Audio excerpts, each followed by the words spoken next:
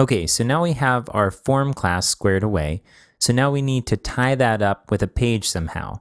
So we've already worked with the routing system, and the way that we're going to do this is through the routing.yml file. Let's see if we can track down how the image toolkit form gets associated with a page. So I'm going to click on the file, and what I'm going to do is scroll up until we have the name of the class, and I'm going to copy that. And I'm going to search across all of the files in our project for that. Okay, so we have image toolkit form here, and then if we look down, we have system routing.yml. Let's open this up. That looks right. So we're in a routing.yml file, and we have system.imagetoolkit settings. We're setting the path here, and the defaults include form and title. Now before, in the blind date module, we used underscore content in order to return a render array. That's what it expected as a return value from a method that we defined here. But in this case, what we're doing is setting the form. So this is similar to when in Drupal 7, we would set Drupal get form as the page callback. In this case, we're not setting a particular method because the class is going to be structured in a predictable way, and it knows what methods to call to build out the form for the page, as long as we use this underscore form as a key. So let's create a routing.yml file for our module. I'm going to go back to the File Explorer, and I'm going to go up to the Trails base directory. Again, this is the module that we're working with. And I'll just duplicate an existing YAML file. And I'm going to call it Trails routing.yml. And let's open this up and clear it out. I'm going to drop this down to create some more space here. Okay, and then back in our system routing, I'm going to copy this route and paste it in our Trails routing.yml file. All right, so we know from working with previous modules that we can set this key for the route to anything that we'd like. But to make sure we're namespacing properly, we'll go ahead and start it with Trails, and we'll just call it Settings.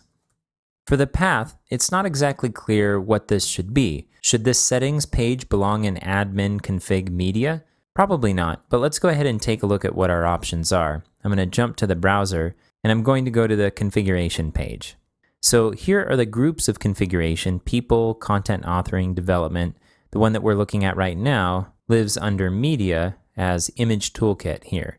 So when we hover over this, we see the full URL at the bottom of the browser. It says admin config media image toolkit. And if we look at what this has in common with the other items under media, they all belong under admin config media.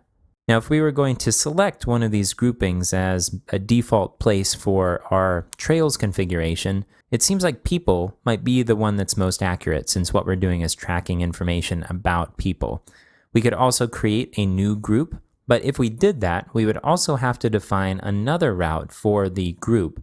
So for example, if we go to account settings here, but then we alter the URL to go to people, just people, we'd see a new page here that lists all of the configuration that belongs under people. So to keep it simple, we're just going to use one of the existing groupings. So if we're going to use people, let's hover over this URL and look at the bottom of the browser, and it says it's under admin config people. Okay, so let's go back to our route here, and we're going to change this to admin config and then people, and then we'll use Trails as the last element in the path. For the form, our class is Trails settings form, so let's change that. And then we're in the Trails namespace as well. For the title, let's go ahead and call this Trails settings. And we'll leave the permission as access administration pages. All right, let's save this. So now let's take stock of what we've done already.